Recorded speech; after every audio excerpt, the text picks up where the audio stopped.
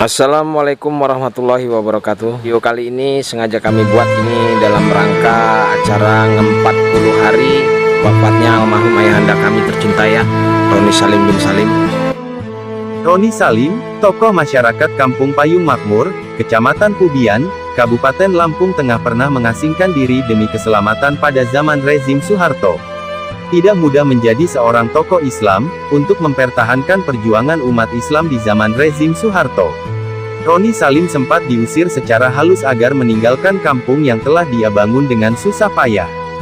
Zaman rezim Soeharto semua lahan tanah wakaf milik Yayasan Badan Wakaf Agama Islam semua ditanami kayu penghijauan atau kala itu disebut pekan penghijauan. Semua lahan wakaf ditanami kayu seperti kayu jati, sono keling sehingga lahan tersebut tidak bisa lagi untuk lahan pertanian dan menjadi rimba kembali. Bahkan jika mati satu harus ganti 1000 dan bisa dipidanakan. Masyarakat harus meninggalkan lahan yang digarap mereka.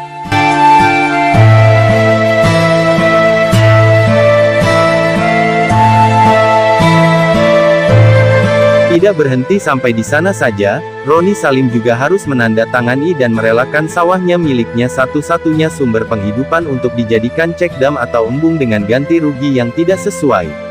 Alasan pemerintah di zaman Soeharto mengawasi pergerakan Roni Salim karena beliau salah satu tokoh yang mendukung perjuangan Partai Islam yakni P3 bersama sahabat karibnya Husnan Gufron dari Metro.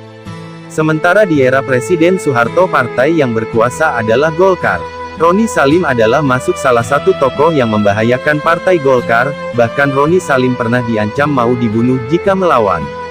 Kekhawatiran tersebut dikarenakan Roni Salim pernah membantu salah satu partai Islam dan memenangkan pemilu di kampung halamannya Kabupaten Lahat, Provinsi Sumatera Selatan.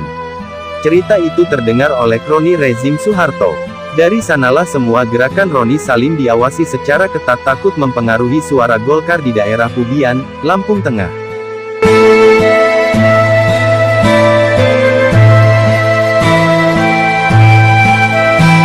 Atas dasar masukan guru Roni Salim yakni, Papur, beliau diminta untuk hijrah serta menyingkir dahulu dan mengasingkan diri di daerah pantai selatan yakni Padang Cermin.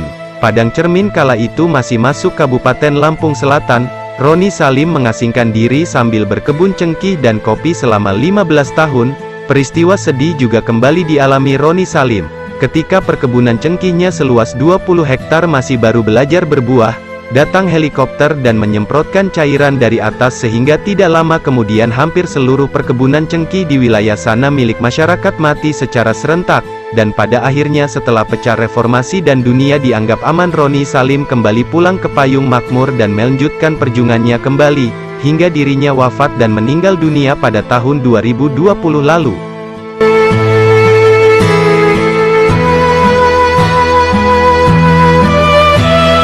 Demikianlah cerita sosok terkemuka Kampung Payung Makmur Roni Salim.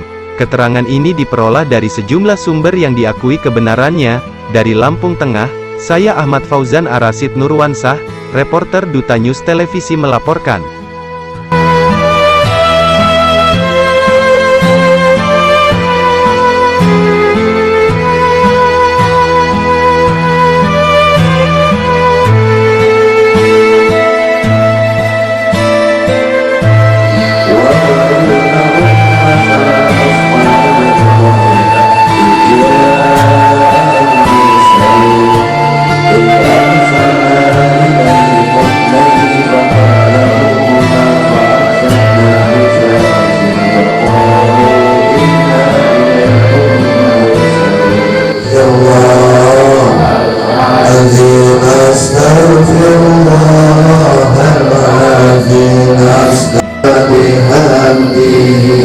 Mudah-mudahan atas peringatan 7 hari bacaan kalimah thayyibah, tahlil dan yasin tadi, almarhum diampuni dosa-dosanya, diterima amal ibadahnya, terus keluarga yang ditinggalkan diberi ketabahan dan kesabaran.